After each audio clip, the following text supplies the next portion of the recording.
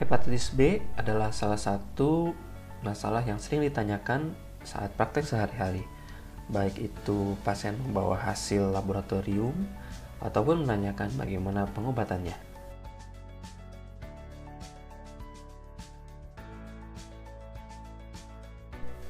Oleh karena itu, pada kesempatan kali ini kita akan membahas mengenai tata laksana hepatitis B.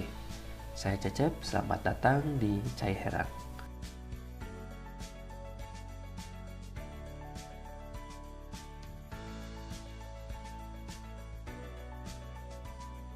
Sebelum kita lanjutkan, kepada yang baru bergabung, mohon dukungannya dengan mensubscribe channel ini.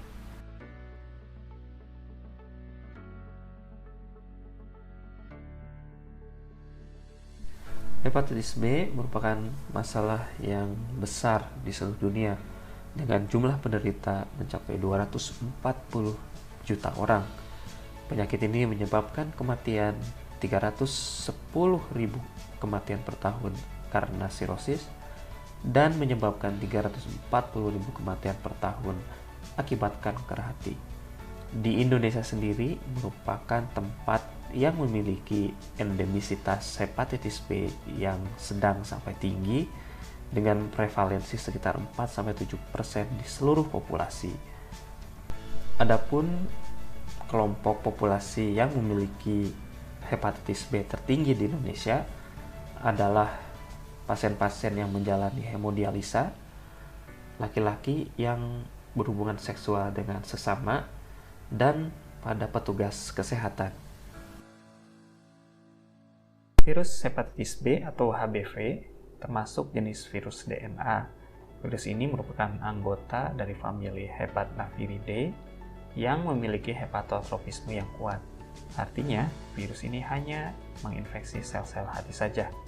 Yang unik juga adalah bahwa genom virus hepatitis B berbentuk sirkuler dengan double strand yang parsial. Virus hepatitis B berbentuk sferis, di mana bagian luar terdiri atas suatu pembungkus atau envelope yang di permukaannya terdapat molekul HBsAg. Terdapat 3 molekul HBsAg yaitu M, S, dan L. Kemudian di bagian tengah terdapat genom berupa HBV DNA. Kemudian di dalamnya itu diikat oleh protein polimerase. Kemudian HBV DNA ini dikelilingi oleh selaput yang berupa nukleokapsid atau core.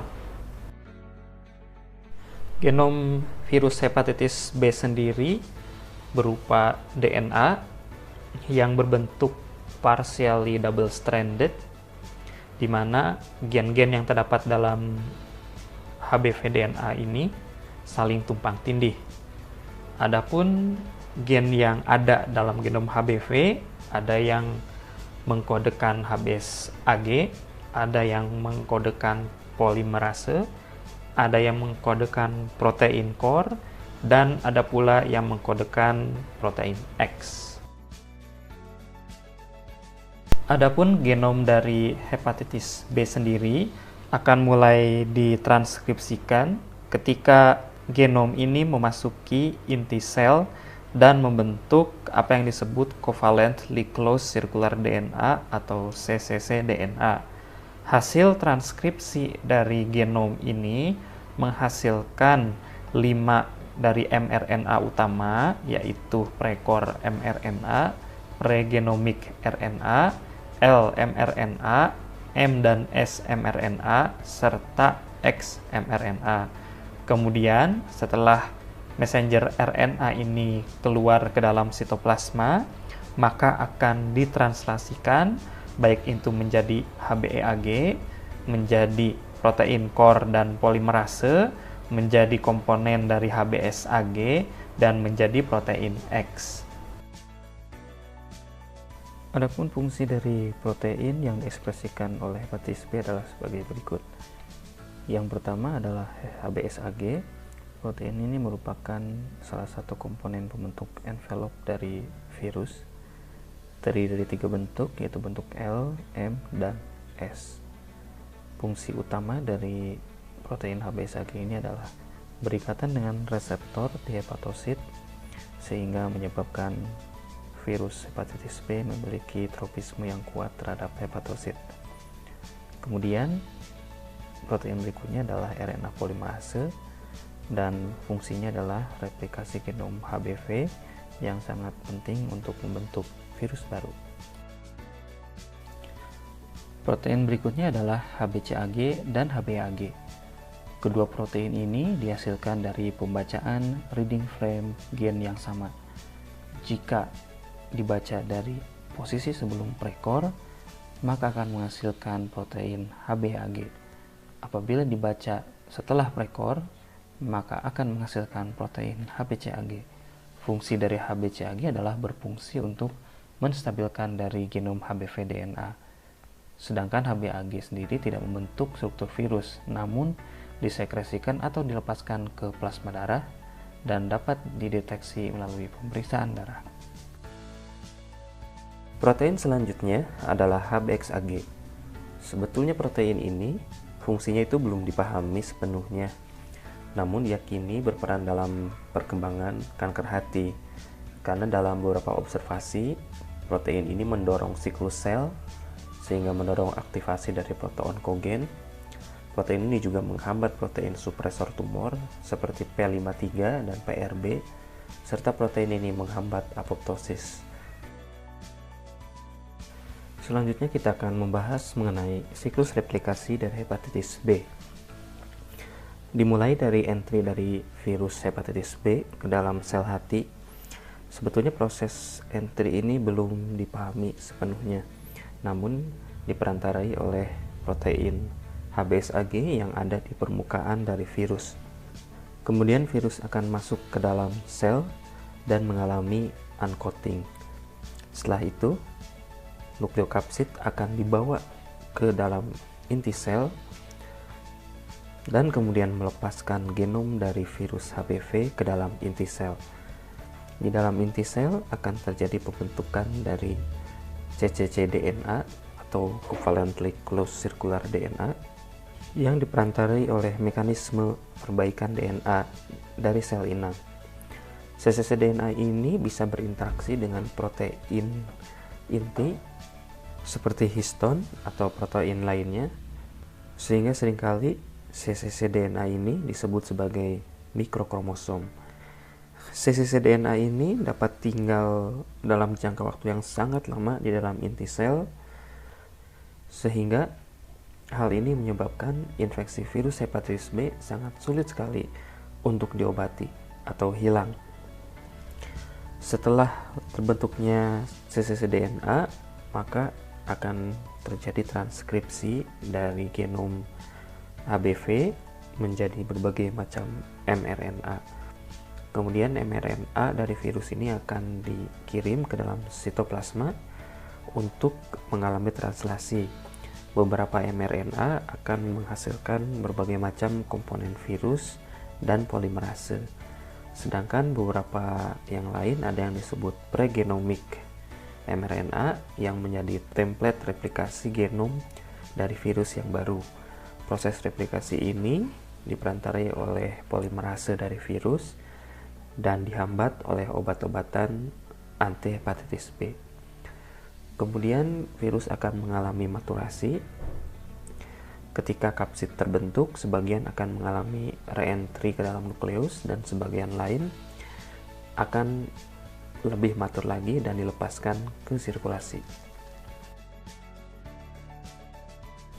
Virus hepatitis B terutama ditularkan lewat cairan tubuh, yang artinya virus ini dapat ditularkan melalui transfusi darah, lewat jarum suntik yang tidak steril, dan melalui hubungan seksual.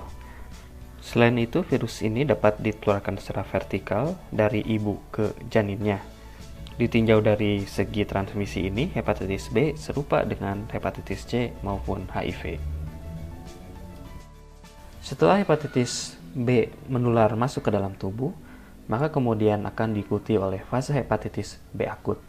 Fase ini meliputi peradangan hati akibat infeksi akut yang menandakan infeksi baru.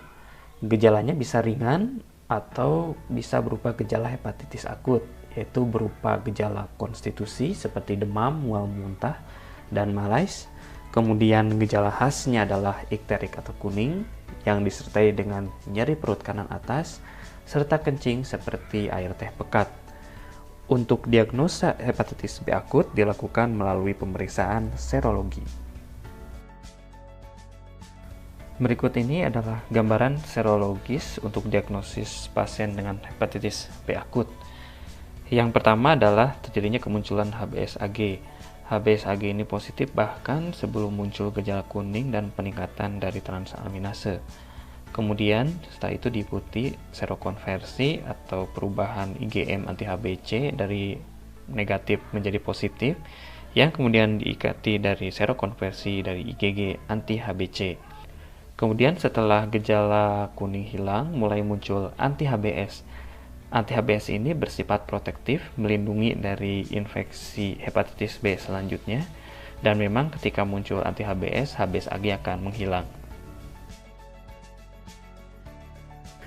Pada hepatitis B akut sendiri tidak ada pengobatan yang khusus, sehingga pengobatan bersifat suportif tanpa pemberian antiviral maupun interferon. HBsAg bisa menghilang 1-2 bulan setelah gejala kuning hilang. HBsAg sendiri setelah hepatitis B akut jarang terdeteksi lebih dari 6 bulan. Akan tetapi jika HBsAg tetap terdeteksi lebih 6 bulan, menandakan bahwa masuk fase hepatitis kronik. Besar kemungkinan terjadinya hepatitis B kronik ini terutama dipengaruhi oleh usia saat terjadinya hepatitis B akut atau infeksi hepatitis B. Jika infeksi hepatitis B terjadi pada masa janin, maka 90% kemungkinannya menjadi hepatitis B kronik.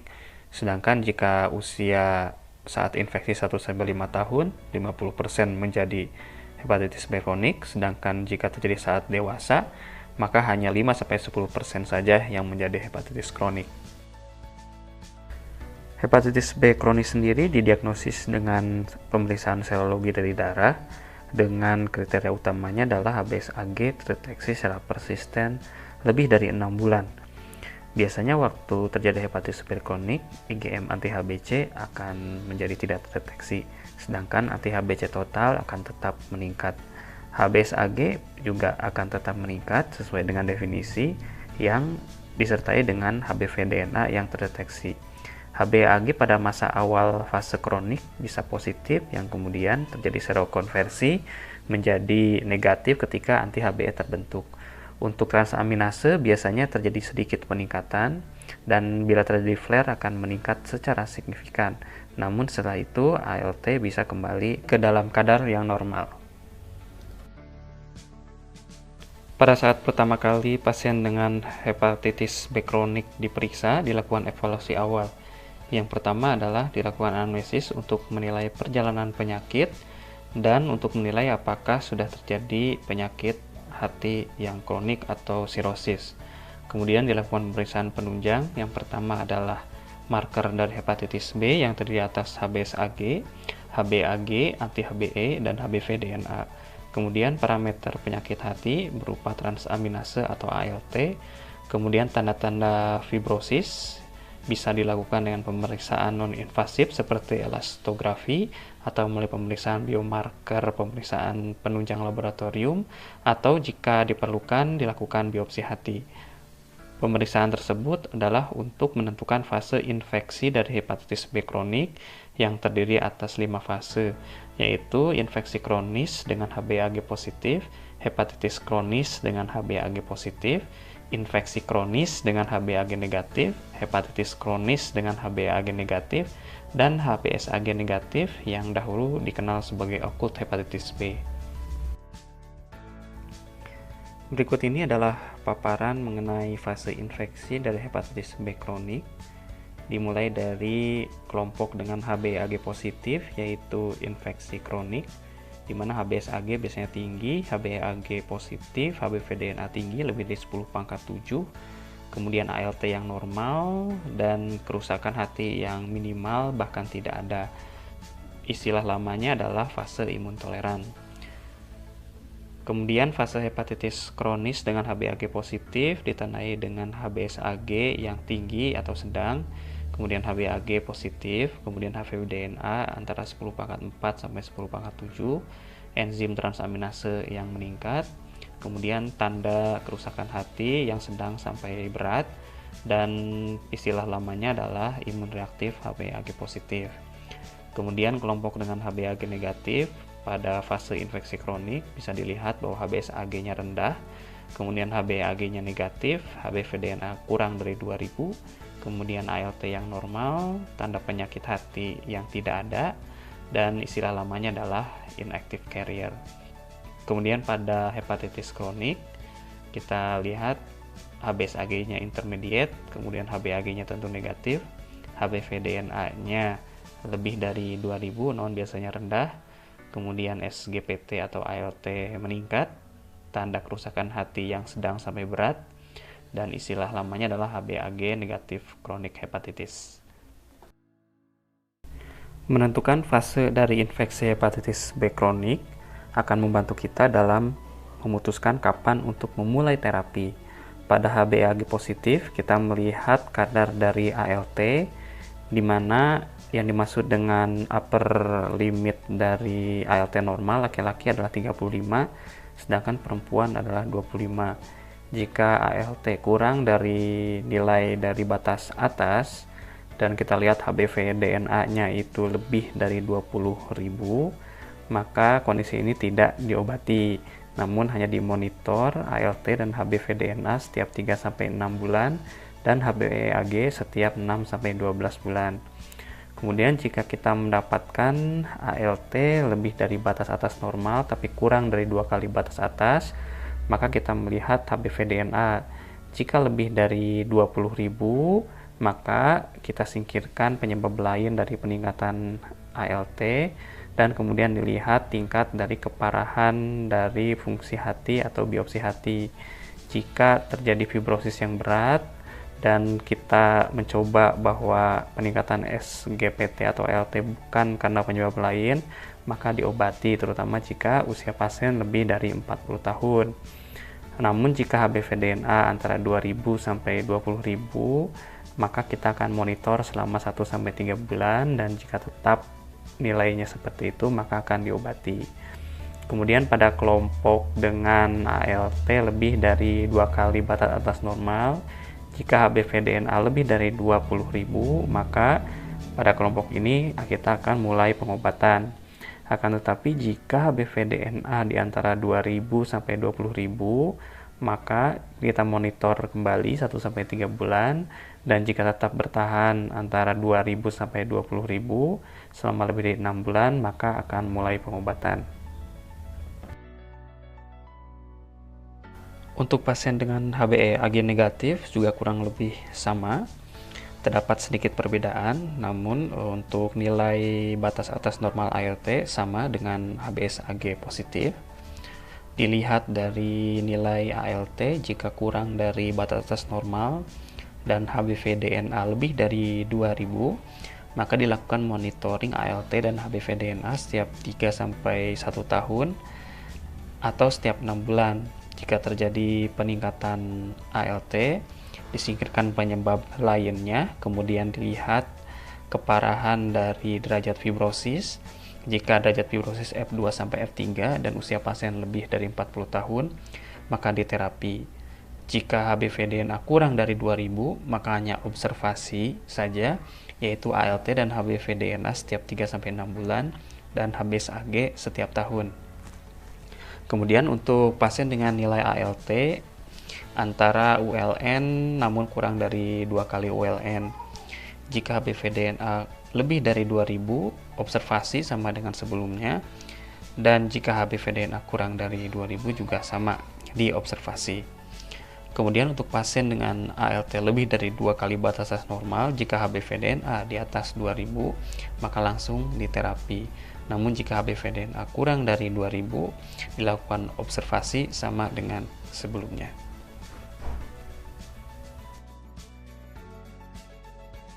Selanjutnya kita akan membahas mengenai terapi dari hepatitis B ini. Pertama, untuk tujuan terapi hepatitis B yang utama adalah mensupresi HbVDNA jangka panjang. Kemudian menginduksi terjadinya HbAg loss baik dengan atau tanpa serokonversi dari anti-HbE, kemudian diharapkan terjadi normalisasi dari ALT, dan yang paling diharapkan adalah terjadinya HBsAg loss dengan atau tanpa serokonversi anti-HBs. Untuk mencapai tujuan ini dilakukan dengan dua jenis terapi utama. Yang pertama adalah dengan memakai nucleoside analog, dan yang kedua adalah dengan pegylated interferon alpha. Adapun untuk perbandingan antara kedua terapi ini dapat dilihat di bagian di bawah ini. Untuk interferon adalah terapi injeksi, sedangkan nucleoside analog adalah terapi oral. Kemudian perbedaan yang lainnya yang paling besar adalah bahwa pada intinya pegylated interferon berfungsi untuk moderasi kontrol imun dengan kemungkinan HBsAg loss dan supresi HBsAg yang lebih tinggi dibandingkan nukleoside analog. Namun nukleoside analog memiliki keuntungan yaitu toleransinya tinggi, kemudian kontraindikasinya sedikit, supresi terhadap replikasi virus yang lebih tinggi, dan kemungkinan relapse yang rendah. Nucleoside analog adalah terapi utama untuk hepatitis B dibandingkan dengan interferon. Nucleoside analog sendiri terdapat dua jenis, yaitu yang low barrier resistant dan yang high barrier to resistant. Adapun yang paling diutamakan untuk diberikan adalah yang high barrier to resistant. Adapun untuk informasi yang lebih lanjut dapat dibaca lebih jauh di artikel Cairang yang tertera di layar. Terapi interferon sendiri terutama digunakan untuk kasus hepatitis B, baik itu HBsAg negatif atau positif dengan tingkat keparahan yang ringan sedang. Namun, obat ini tidak boleh digunakan untuk sirosis dekompensata atau dengan hipertensi portal. Adapun durasi pengobatan adalah 48 minggu dan dapat ditambah pada kasus-kasus HBsAg negatif tertentu. Jika sudah tercapai respon virologis, maka harus dilanjutkan observasi berkala karena tingkat relapse yang lebih tinggi dibandingkan nukleoside analog.